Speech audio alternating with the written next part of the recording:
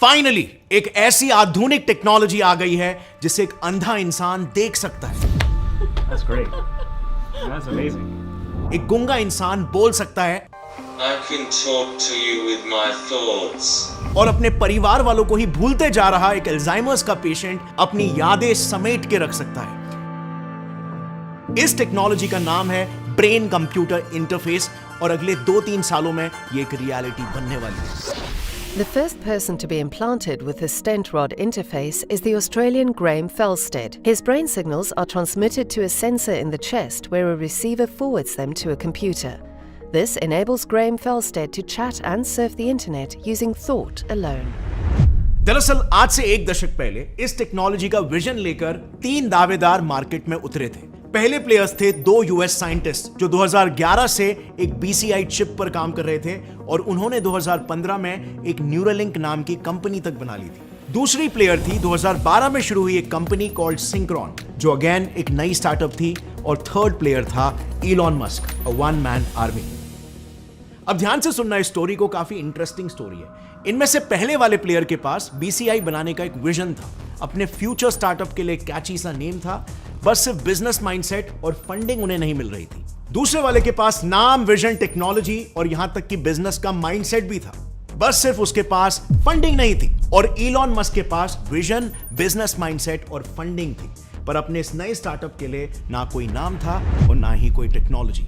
और तो और एक बड़ा डिसएडवांटेज ये था कि वो बाकी कंपनीज के मुकाबले 4 साल लेट मार्केट में उतरे थे, जो कि एक्चुअली मार्केट में काफी बड़ा डिसएडवांटेज होता है। सो क्लियरली मस्क रेस में काफी पीछे थे। But then cut to 2024, Elon Musk ने अपने बीसीआई को सक्सेसफुली ह्यूमंस में इंप्लांट भी कर दिया और इसकी मदद से यू वोंट बिलीव एक पैरालाइज पेशेंट सिर्फ अपनी सोच से अब ऑनलाइन चेस तक खेल पा रहा है। इनफैक्ट इसी बीसीआई टेक्नोलॉजी की मदद से अब वो एक ऐसा चश्मा बनाने वाले हैं जिसे पहनकर एक कंप्लीटली ब्लाइंड इंसान वापस से देख पाएगा। इस टेक्नोलॉजी का नाम है the bionic I. So somehow 8 साल बाद इलॉन मस्क, न्यूरालिंक और सिंक्रोन इन दोनों कंपनी से काफी आगे निकल चुके हैं। पर आखिर इलॉन मस्क ने यह कमाल कैसे करके दिखा? और इन 8 सालों में ऐसा क्या हुआ कि इलॉन मस्क के कॉम्पिटिटर के कंपनी का नाम न्यूरालिंक इलॉन मस्क के पास आ गया? वेल, काफी इंटरेस्टिंग स्टोरी है इस बहुत ही प्रॉमिसिंग टेक्नोलॉजी की। So let's start from the beginning. दरअसल 2011 में यूएस की केस वेस्टर्न यूनिवर्सिटी के बायो इंजीनियर मोहसेनी और कैंसस यूनिवर्सिटी मेडिकल सेंटर के ब्रेन स्पेशलिस्ट नूडो, इन दोनों ने मिलकर एक ऐसी इलेक्ट्रॉनिक चिप बनाने के बारे में सोचा जो ब्रेन के डैमेज सेल्स को रिपेयर कर सके।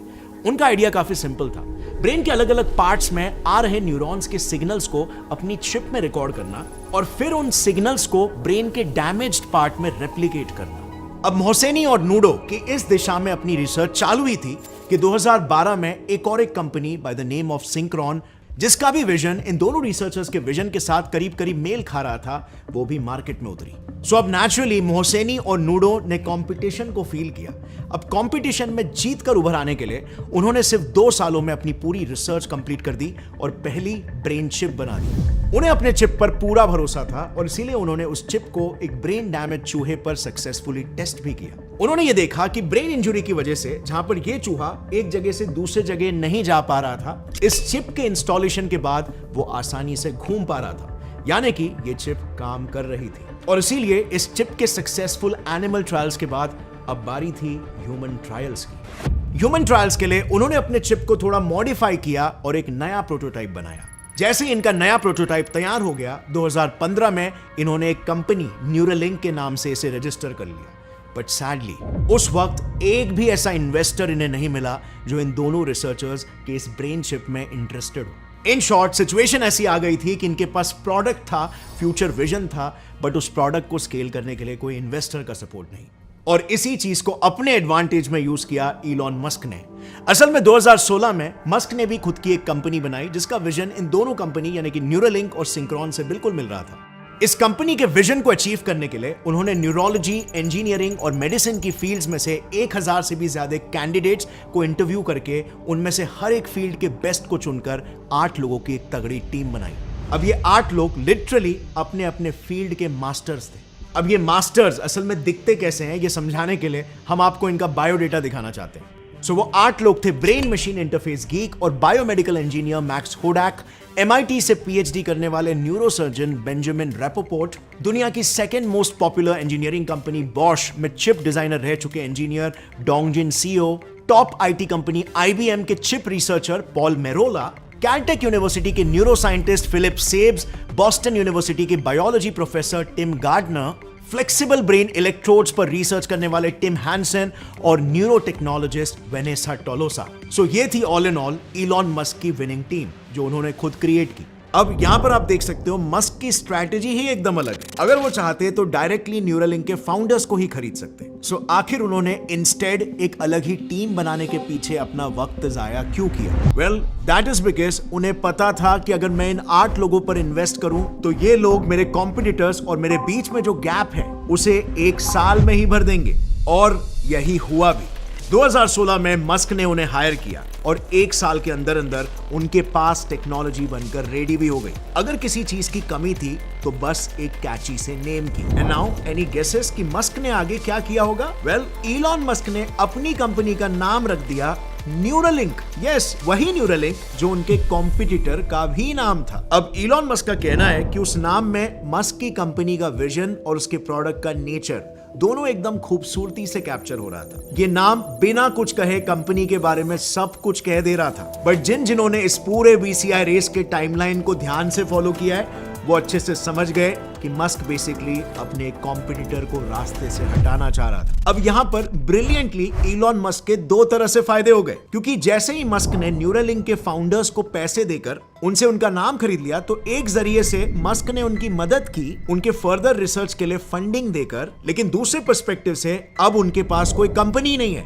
Just 2 independent scientist working on their project. So basically entity का एस्टैब्लिशमेंट और नाम के राइट्स तो इलॉन मस्क के पास आ गए। बट दूसरे तरफ जहां पर इलॉन मस्क अपने कॉम्पिटिटर से आगे बढ़ने की सोच रहे थे, उनके कॉम्पिटिटर्स भी उसे अपने रास्ते से हटाने की सोच रहे थे। सो न्यूरालिंक नाम खरीदने के कुछ ही महीने पहले मस्क के कॉम्पिटिटर्स जेफ बेजोस और बिल गेट्स ने 2012 में बनी सिंक्रोन को फंड करना शुरू कर दिया ताकि वो मस्क के न्यूरालिंक से आगे निकल सके। And they started getting an edge. जिस साल सिंक्रोन को फंडिंग मिली उसी साल उन्होंने अपने एनिमल ट्रायल्स को सक्सेसफुली कंप्लीट भी कर लिया और 2021 तक तो इस कंपनी ने ह्यूमन ट्रायल्स भी शुरू कर दिए थे। अब ऐसे में क्या इलॉन मस्क इनसे जीत पाता? वेल, उम्मीद बहुत कम थी क्योंकि सिंक्रोन ऑलरेडी बहुत आगे था रेस में। बस सिर्फ एक ही चीज की कमी थी, फंडिंग, और वो भी अभी उसे मिल चुकी थी। बट फिर भी एक चमत्कार की वजह से बाजी पलटने लग गई। सो 2016 में जैसे आपको पता है मस्क ने 8 लोगों की टीम बनाई थी जो एक ही साल में चिप बना दी और फिर उसके बाद वो एनिमल ट्रायल्स के लिए तैयारी शुरू करने लगे। उनके एनिमल ट्रायल्स के इनिशियल रिजल्ट्स एवरेज परफॉर्मेंस से काफी ज्यादा हाई निकले। इस एनिमल ट्रायल के लिए उन्होंने एक मंकी के ब्रेन में N1 चिप को सक्सेसफुली इंप्लीमेंट किया था और इसके बाद उस मंकी ने सिर्फ अपने थॉट से कंप्यूटर पर एक गेम खेल कर दिखाया, जिसे हमने डिटेल में अपने इस वीडियो में कवर भी किया है। जहां पर 2012 में शुरू हुए सिंक्रोन को अपने एनिमल ट्रायल्स करने में 4 साल लग गए थे, वहीं इलॉन मस्क की टीम ने सेम चीज एक ही साल में करके दिखा दिया। अब न्यूरालिंक के इस सक्सेस को देखकर सिंक्रोन अलर्ट मोड में आ गया और अपने सारे रिसोर्सेज को यूज करके उसने 2023 में ह्यूमन ट्रायल्स को भी सक्सेसफुली कंप्लीट करके बताया। अब ये एनिमल ट्रायल से भी एक लेवल ऊपर का था जिसने मस्क को अपने बैकफुट पर ला दिया। अब सबको ऐसा ही लग रहा था कि इलॉन मस्क की न्यूरालिंक कंपनी फाइनली बैटल हार चुकी है। But then all of a sudden आज यानी 21 मार्च 2024 को इलॉन मस्क का ये ट्वीट आता है कि न्यूरालिंक के ह्यूमन ट्रायल सक्सेसफुली हो चुके हैं और इस ट्रायल में एक पैरालाइज्ड पेशेंट नोलन आर्बॉग बस सिर्फ अपनी सोच से अब लैपटॉप पर ऑनलाइन चेस खेल पा रहा है। And this is how Neuralink के उस टेस्ट पेशेंट ने बस अपनी सोच से ऑनलाइन चेस खेल के बताया। तो देखो, ये टेक्नोलॉजी लगती कितनी भी कॉम्प्लिकेटेड हो बट इसका वर्किंग काफी सिंपल है। सबसे पहले इसे इंस्टॉल करने के लिए स्कल को ओपन करके इस चिप पर लगे 1024 हेयर लाइक फ्लेक्सिबल इलेक्ट्रोड्स को ब्रेन में इंसर्ट किया जाता है। फिर ये इलेक्ट्रोड्स ब्रेन में हो रहे न्यूरल एक्टिविटीज को डिटेक्ट करके उसे जीरोस और वंस में कन्वर्ट करते हैं। फिर ये सिग्नल ब्लूटूथ के जरिए सामने रखे कंप्यूटर में ट्रांसफर होता है, जिसे पढ़कर कंप्यूटर उसी हिसाब से काम करता है। And this is how Neuralink के उस टेस्ट पेशेंट ने बस अपनी सोच से ऑनलाइन चेस खेल के बताया। और मस्क के अनुसार ये पैरालाइज्ड पेशेंट्स एनिमल ट्रायल्स के उस मंकी की ही तरह कई सारे कॉम्प्लेक्स एक्टिविटीज भी कर पाएंगे। सिर्फ और सिर्फ अपने सोच से। लेकिन आई वुड से मस्क को अपने स्टेटमेंट को बहुत ही जल्द प्रैक्टिकली प्रूफ करके भी दिखाना होगा, क्योंकि कॉम्पिटिटर्स रियल टाइम में काफी आगे निकल रहे। अनलाइक N1 चिप, सिंक्रोन ने एक ऐसा ब्रेन स्टेंट बनाया है कॉल्ड स्टेंट रोड, जिसकी खास बात यह है कि इसे ब्रेन में इंप्लांट करने के लिए किसी ब्रेन सर्जरी का रिस्क उठाने की भी जरूरत नहीं पड़ती। इसमें बस इस स्टेंट रोड को ब्रेन को सराउंड करने वाली ब्लड वेसल्स में इंप्लांट किया जाता है। यहां आकर ये स्टेंट रोड ऐसे खुल जाती है और इस पर लगे ये छोटे छोटे सर्कल्स ब्रेन से आ रहे इलेक्ट्रिकल सिग्नल्स को रिकॉर्ड करते हैं। फिर ये सिग्नल्स चेस्ट पर अटैच एक छोटे से डिवाइस तक रिले होते हैं और सिग्नल मिलते ही चेस्ट पर लगी डिवाइस न्यूरालिंक के N1 चिप की ही तरह ब्रेन के सिग्नल्स को जीरोस और वंस में कन्वर्ट करके कंप्यूटर को भेजती है। So to sum it up, Synchron की टेक्नोलॉजी को इंस्टॉल करना काफी सिंपल है और इसके लिए ब्रेन सर्जरी की भी जरूरत नहीं है। यानी इन ऑल प्रैक्टिकल सेंस लोगों का इस टेक्नोलॉजी को अपनाने के चांसेस बहुत ज्यादा है और इसीलिए ये टेक्नोलॉजी एक कमर्शियल हिट साबित हो सकती है अगर इलॉन मस्क और उसकी टीम ने कुछ नहीं किया। प्लस इसके पेशेंट्स भी न्यूरालिंक के पेशेंट्स के कंपैरिजन में काफी अलग अलग किस्म के काम कर सकते हैं। लाइक लिटरली उन्होंने सिर्फ अपने सोच से व्हाट्सएप पर वीडियो कॉल और एक्स पर ट्वीट करके दिखाया। यानी एक तरह से ये प्रोडक्ट तो बहुत ही बेहतर है। So is it a total checkmate for Elon Musk as of now? Well, Musk ने इन ऑफरिंग्स को काउंटर करने के लिए रिसेंटली अनाउंस किया कि वो अपने न्यूरालिंक चिप की मदद से एक बायोनिक आई भी बनाने वाले, जिसकी मदद से कंप्लीटली ब्लाइंड लोग को भी जिंदगी में दृष्टि नसीब होगी और वो फाइनली देख पाएंगे। Now this bionic eyes technology can truly be a game changer और इसी वजह से इलॉन मस्क इस कंपटीशन में जरा भी पीछे नहीं है। असल में बायोनिक आईज को लेकर मस्क का प्लान काफी सिंपल है। वो कंप्लीटली ब्लाइंड लोगों को रिकॉर्डिंग कैमरा से लैस चश्मे देंगे, जिन्हें पहनने के बाद उन लोगों को इस तरह की स्ट्रीट एटलीस्ट शुरू में कुछ इस तरह से दिखाई देगी। रिकॉर्डिंग कैमरा वाले चश्मे सामने मौजूद चीजों का वीडियो रिकॉर्ड करेंगे और इस डेटा को न्यूरालिंक के स्मार्टफोन ऐप में भेजेंगे और फिर ये ऐप इस डेटा को इलेक्ट्रिकल सिग्नल्स में कन्वर्ट करके ब्लाइंड लोगों के ब्रेन में इंस्टॉल किए N1 चिप को भेजेगा। अब इस चिप के पिंस ब्रेन के ऑप्टिक रीजन में इंसर्टेड होंगे। तो जब उन पिंस में इलेक्ट्रिकल सिग्नल्स आएंगे, वो ऑप्टिक रीजन में मौजूद न्यूरॉन्स को एक स्पेसिफिक पैटर्न में फायर कराएगा, जिससे आंखों के सामने व्हाइट डॉट्स बनेंगे और इस तरह से उन ब्लाइंड लोगों के आंखों के सामने ऐसी इमेज बनेगी। अब आई नो इस इमेज को देखकर आप कहोगे कि कितनी प्रिमिटिव इमेज है, पर देखो ऐसा नहीं है। अगर कोई बचपन से ही ब्लाइंड है तो उसके दिमाग में लाइट की इंफॉर्मेशन ही नहीं होती, तो ऐसे में यहीं से ही शुरुआत करनी होती है ऐसे डॉटेड इमेजेस से। और ओवर टाइम जब इन डॉटेड इमेजेस से एक रेफरेंस पॉइंट उनके दिमाग में बनने लगेगा, तब जाके हम ज्यादा डिटेल्ड इमेजेस उनके दिमाग में फीड कर पाएंगे। और अगर ये सोल्यूशन सक्सेसफुल होता है तो इसी टेक्नोलॉजी की मदद से हम दूसरे डिसेबिलिटीज को भी फिक्स कर पाएंगे, क्योंकि BCI जैसी टेक्नोलॉजी की मदद से साइंटिस्ट ब्रेन को और बेहतर तरह से समझ पा रहे हैं। And you may not even know, but इसी की बदौलत एक ग्रुप ऑफ साइंटिस्टों ने लैब में एक आर्टिफिशियल ब्रेन तक को बनाया। उनका ये आर्टिफिशियल यानी कंप्लीटली नकली ब्रेन 8 अलग अलग मेल वॉइसेस के 240 वेरिएशंस में से फर्क पहचान सकता है। सो क्या साइंटिस्टों ने फाइनली एक कॉन्शियस ब्रेन को बना लिया है?